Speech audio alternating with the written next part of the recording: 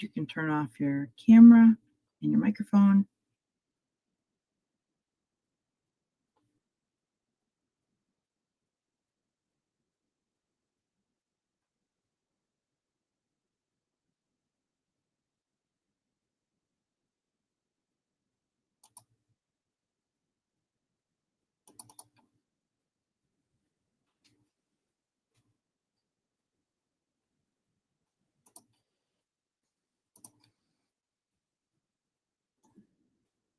All right, so welcome to TechIT's continuing AI conversation. We did have a wonderful session earlier in the year, and we would love to do a follow-up where we sort of talk about what has happened since the beginning of the year with AI in your district, in your school, in your classroom, in your libraries. So this is an open forum. We would love it if anybody wanted to just start with what is new in AI in your district. You can type it in the chat or please unmic and feel free to share. This is really supposed to be conversational, not just me, but I'll talk the whole time if you want to. I don't mind starting. So in Avon, our district we're just trying to figure out how to jump into it. And we're just trying to get teachers on board with the fact that AI is a time saver. And we're not even at the point where we're like, how you can use this with your students kind of thing, because we just want everyone to have the buy-in. And so that's kind of what we're doing. We're trying to get that rolling this spring, and and then we'll ease into the student facing side of it next year at some point. So are you mostly doing ChatGPT with your teachers? How are you encouraging them to utilize AI? We haven't really even honestly gotten that far yet. We have a PD in March that's all AI, and there are going to be different offerings, but that will be one of them. Like, for example, one of the ones is just how can you create a better prompt regardless of which chatbot you're using. Some different tools you can use, and really just putting some resources out there, and really just letting teachers know the different things you can use AI for, whether it's creating lesson plans or infographics or whatever. So it's all just, I don't know. It's a slow process in our district, but we're eager to take it on. Okay, awesome. That sounds great. Anybody else like to share what's happening in your districts? Or in your own lives with AI? Like, really, this could be just about how are you utilizing AI? What's happened since the fall? I'll go. So my name's Lori. I teach I'm a library media specialist at New Milford School District. And I went to an AI conference back in October through EdAdvance. It was fabulous. From there, I created like a PD that I did for our staff, and I can actually share that slideshow if you want me to. Yes, please. And just to kind of sum up that PD, some of the things that jumped out at me, Perplexity is an AI tool that I love because it shows citations.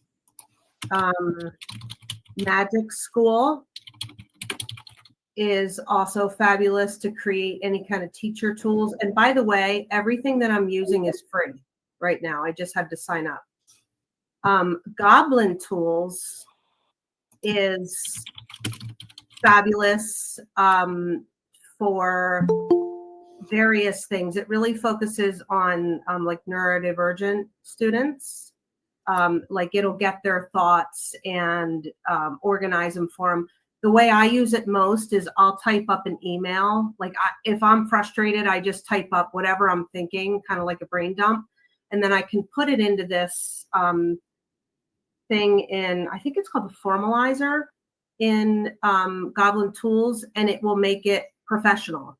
And then I can click on another thing and make less snarky, make it more friendly, like a casual. So there's all sorts of different ways for it to decide what kind of tone your email should be. And I use it as a tool. I always go in and edit it a little bit. So those, I'm trying to think if there was another one. I mean, obviously ChatGPT. But anyway, my district is just starting an AI committee this year, and we haven't met yet. So that's where we are in New Milford. That's very helpful. Thank you. All right, let's see. Tracy said in the I can share too. Oh, that'd be great. So I'm in Milford, and I am on our AI committee, which formed at the end of last school year, so like April, May, I think. And they started an AI policy in Milford that we are trying to embrace it.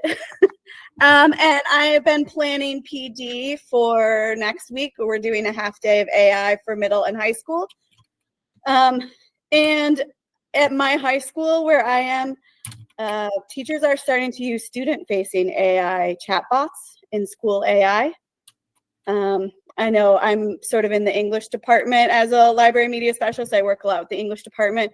And so I've gotten a few English teachers. I think we have like 3 or 4 trying it out now with the students interacting with AI to come up with like thesis statements or thematic analysis. I'm going to go visit a class tomorrow that's going to use it as like a do now for checking for reading, understanding, etc. So we're just starting to like embrace the student facing AI, and we're going to be learning a lot more next week.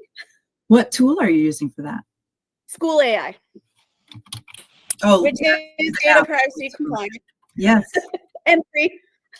One of the 6, right? There are 6 in Connecticut that are approved right now, 6 tools for students. Yeah. So you can get 75 student sessions per day for free. All right. Thank you for sharing that. Yeah. All right. Anybody else like to share where we're at? Where are we at? What's the state of AI?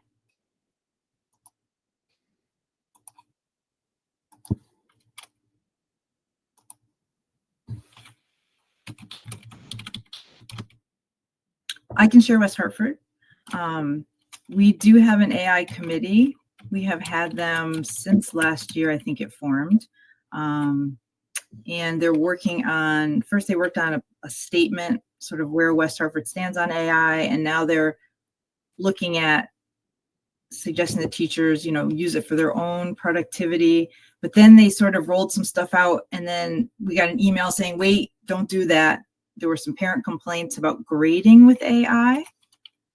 And so, for example, Brisk, which is privacy approved, a lot of my English teachers were using to give feedback on student work. And the district said, put a pin in all of that. No grading or feedback.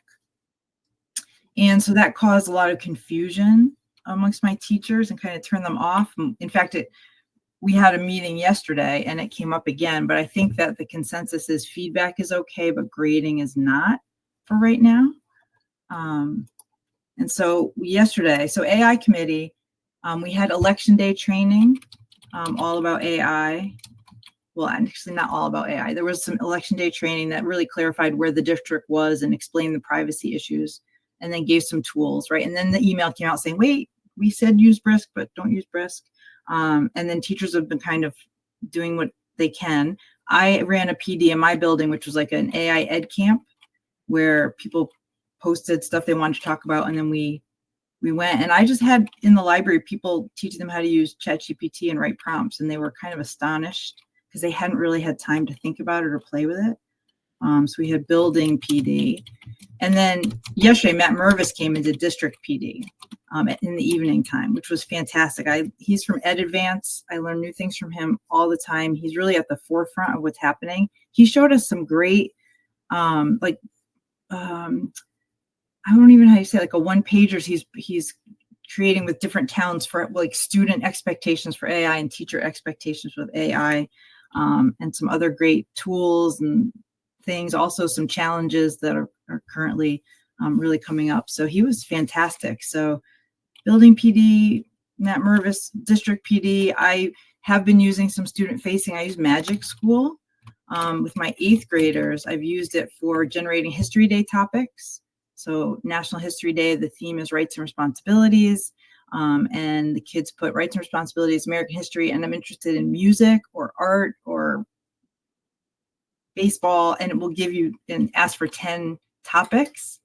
And so we've got the greatest array of History Day topics I've ever seen. So then the kids have to actually go find to see if there's enough research materials to do these topics. But it takes out that the kids don't know anything about history. So how are they supposed to find? They always come back to the, Jackie Robinson, Rosa Parks, the things they know. So this let them literally branch out and find some stories that they didn't know. So that has been very successful. And that's in my library.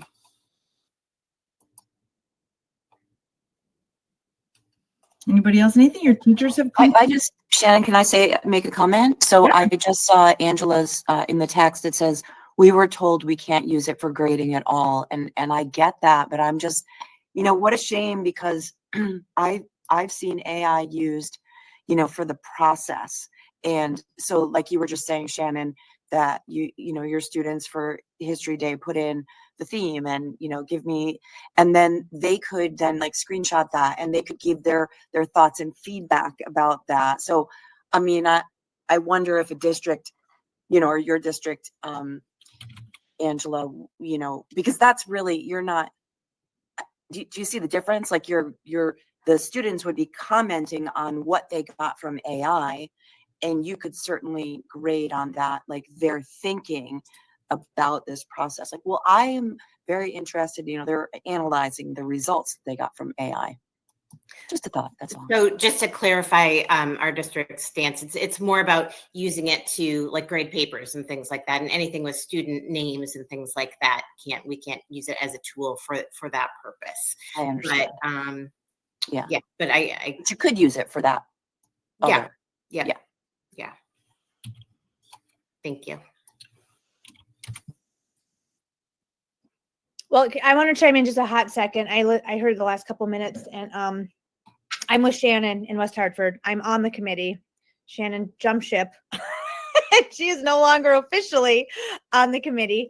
But one of the things that we talk about with like the whole grading, evaluation, feedback, there is a lot of privacy things that we need to like dig deeper into, and even understanding like that, how it works on the backside. So even just putting in a student paper to give feedback, which isn't evaluation, it's still, that information is out there, is what was explained to us by somebody.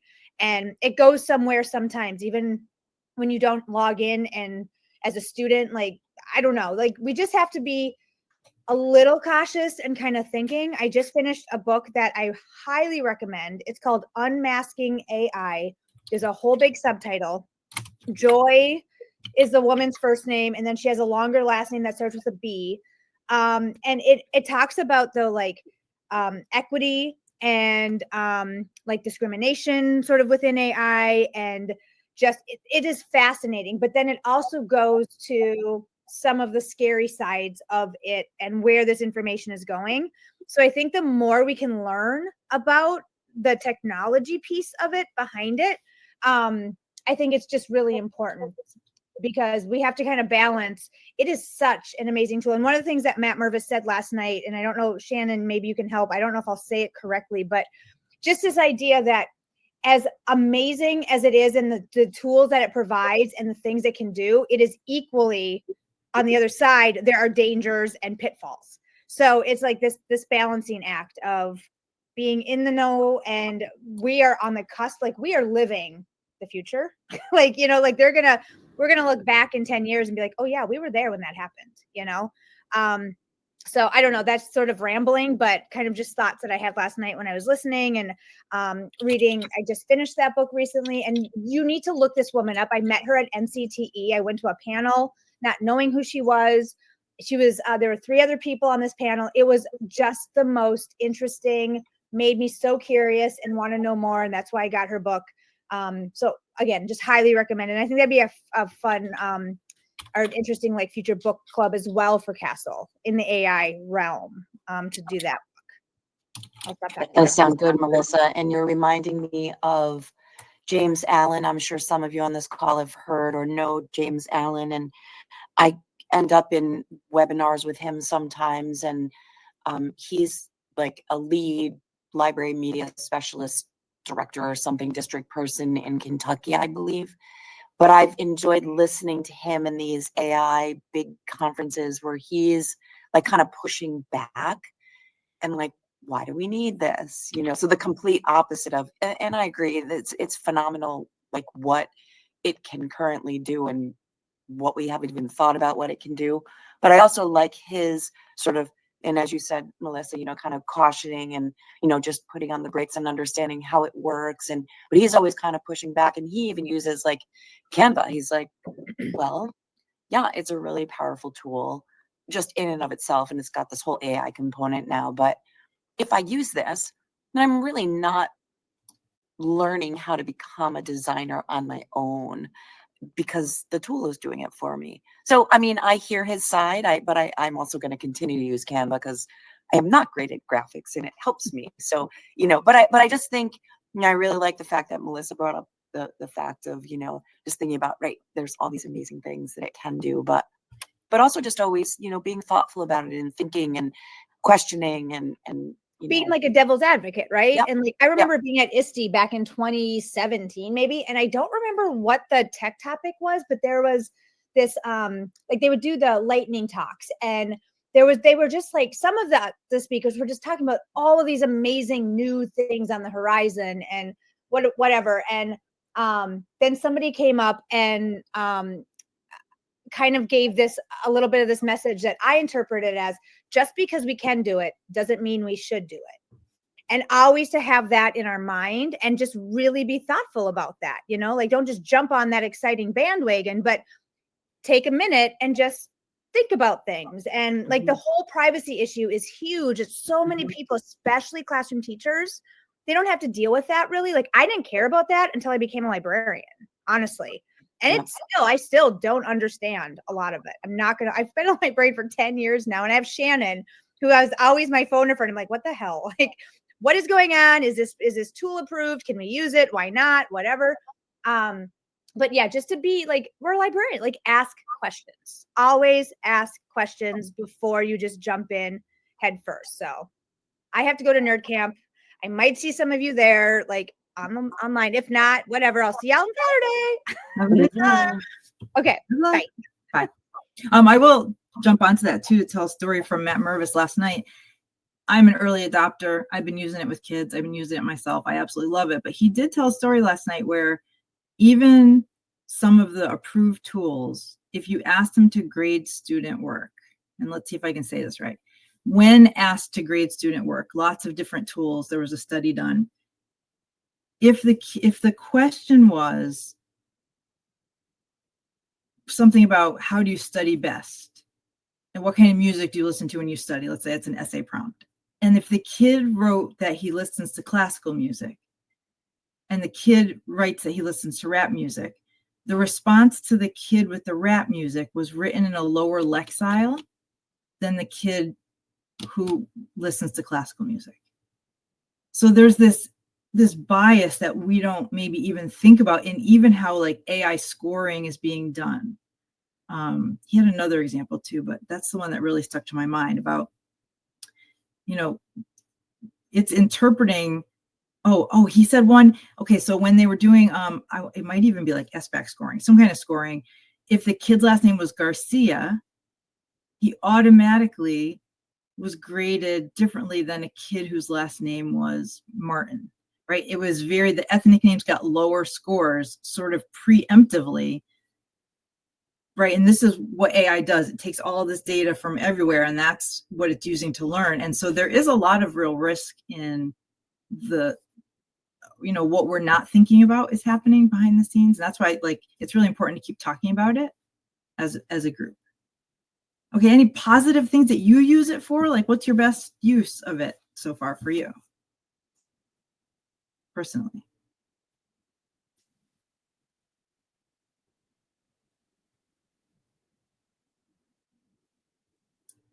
Anybody have any good ones?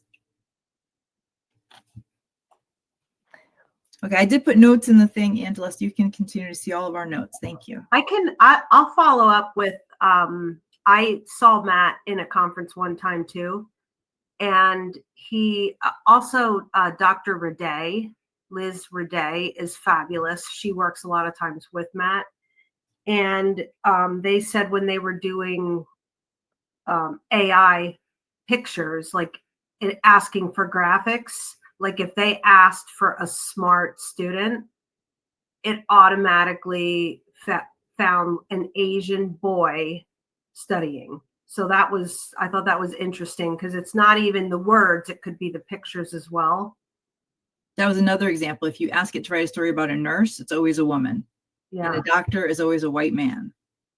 So one of the things that I said at my PD that I did for my staff is, and I'm going to probably date myself slightly, but I remember when the internet first came out. And there were so many people like, oh my gosh, all the answers are out there. Kids are going to cheat. They're going to, they're not going to have to do all the work anymore. And it was one of those things where there are bad things and there are good things about the internet. And we just need to teach our kids how to use this new tool ethically. And I think about how much the internet saves us time now.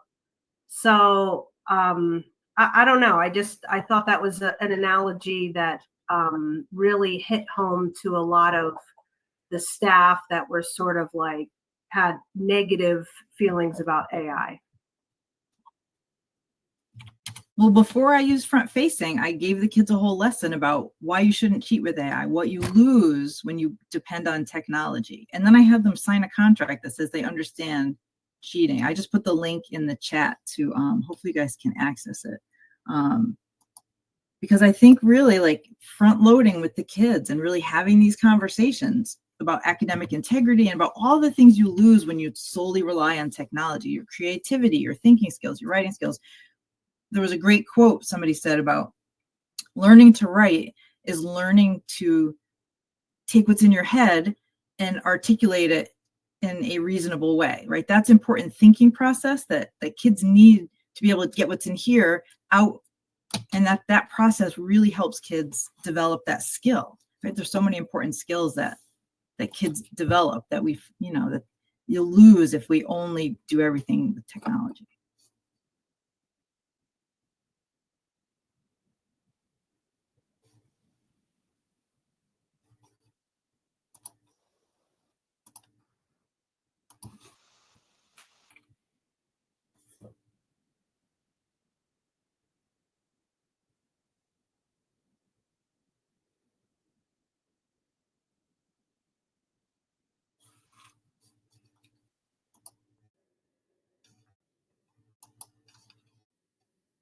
All right, how about AI in the news? Anybody want to talk about AI in the news?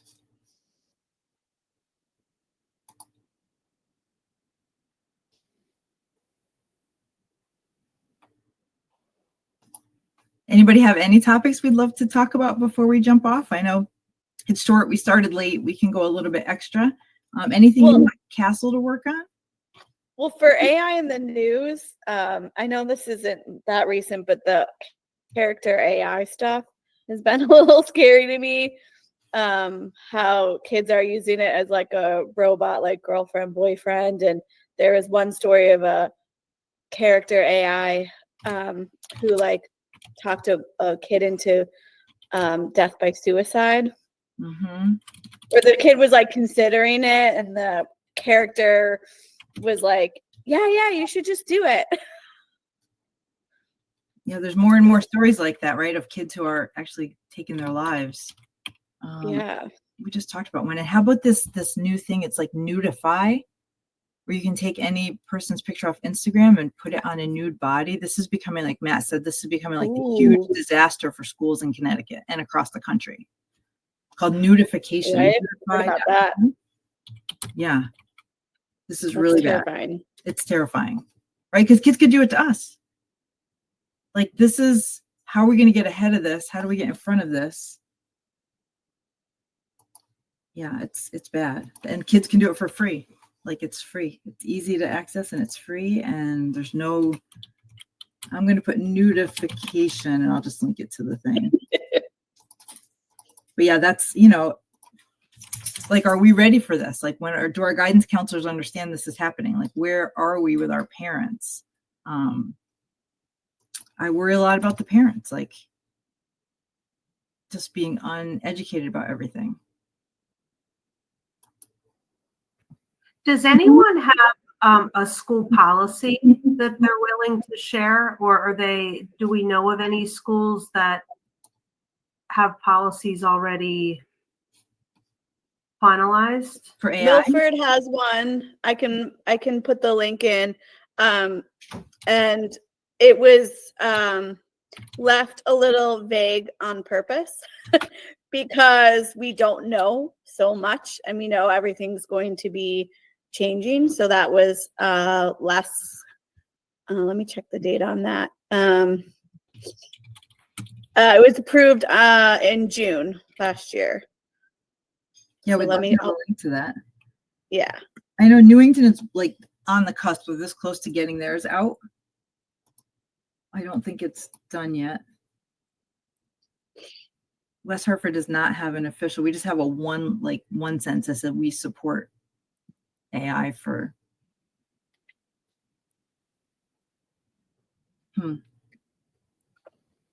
Anybody else who's online does their district have a policy?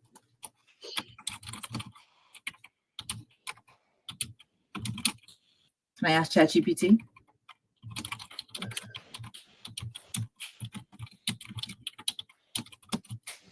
I will say Matt did also talk about one tool that was really interesting yesterday. He talked about a bunch of stuff, but one that we hadn't heard of was called Napkin AI, which could be a useful tool for generating content for newsletters. And it's kind of like you put in info and it organizes it and builds like a whole one pager with info and links to sources, and it will do images too. Okay, AI pilot program. Oh, CSDE is launching groundbreaking artificial intelligence pilot. Rocky Hill, Seymour, Waterford, Westport, East Hartford. But I don't see necessarily policies.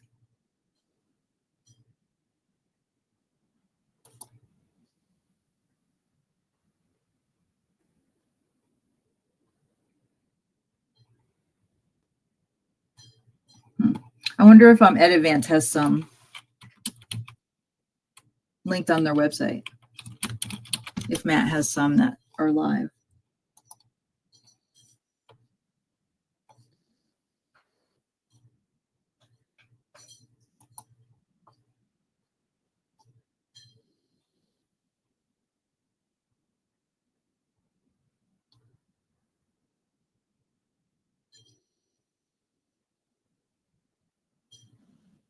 Yeah, I don't see any policies necessarily listed.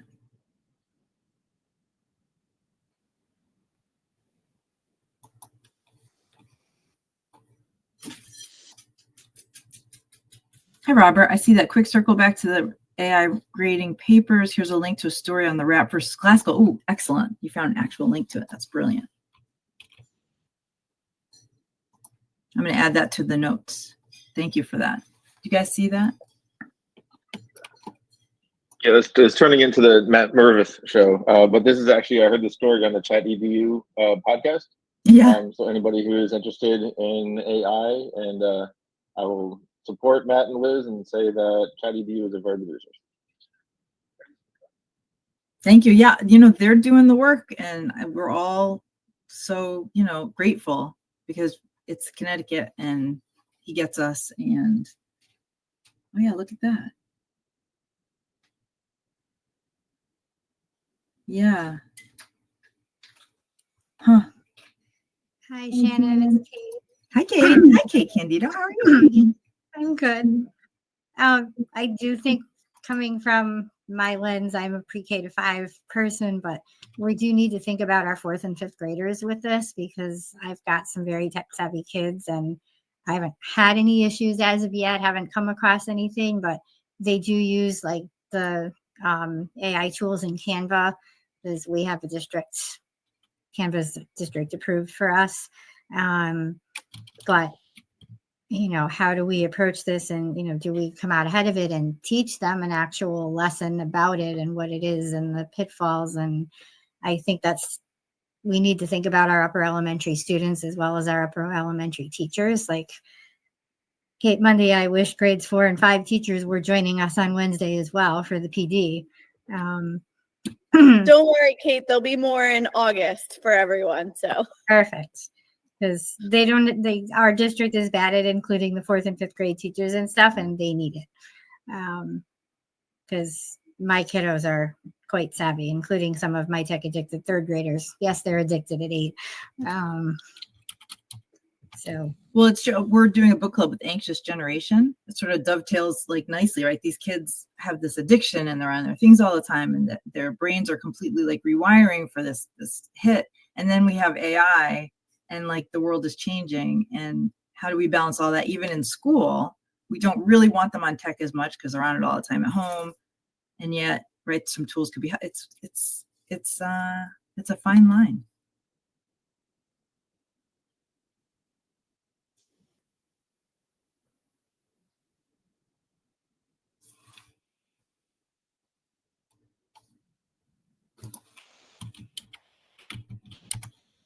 Okay, and just one more pitch, another tool. I teach Noodle tools 9 times a year, every single year, to 15 classes, 9 times 15. That's a lot of Noodle tools lessons. But with Suno AI, which makes songs, I said, write me a song about Noodle tools and making works cited lists. And it made the songs.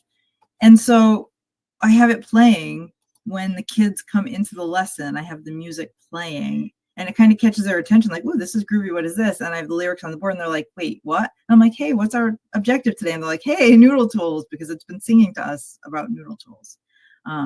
So there are, for teachers too, there are definitely some ways it can really support your teaching and learning.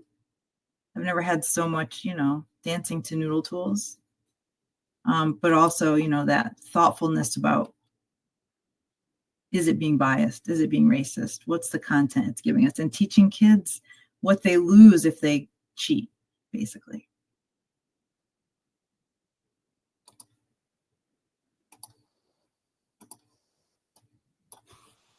All right, I will throw the link to that. Does anybody have any other tools they want to talk about, or any in the news examples of AI, good or bad? I think we're all going to take it back, and I think we're all like running PD and working with teachers. Like, this is all super helpful, and I appreciate everybody's contributions tonight.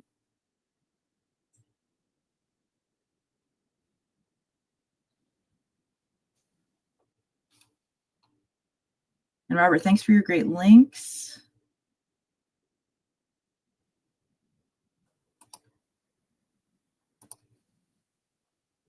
And we'll wrap it up in a few if nobody has anything else to add.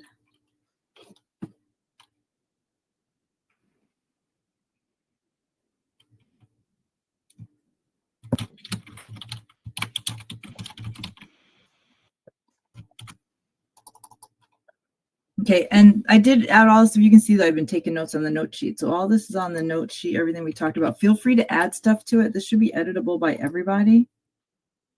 Oh, maybe not. Google changed all these rules around. And by the way, can we just talk about Google for a second? This is totally an aside, not about AI. Anybody else have anything else about AI for the good of the cause? Okay, I'm gonna stop sharing my notes. I had a weird experience today, y'all.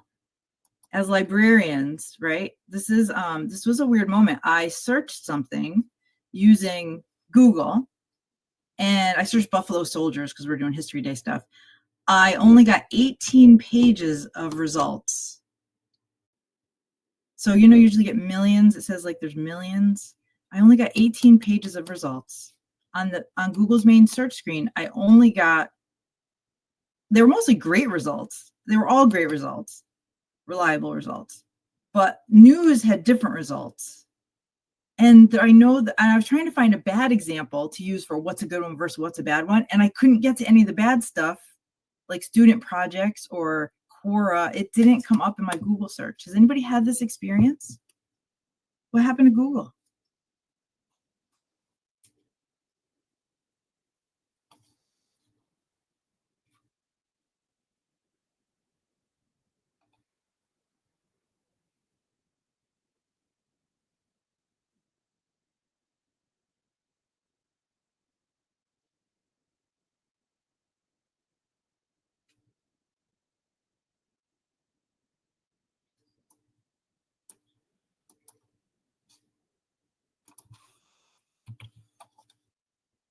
Lori, it should be in your Google Calendar. It should be here. Here's the notes right here.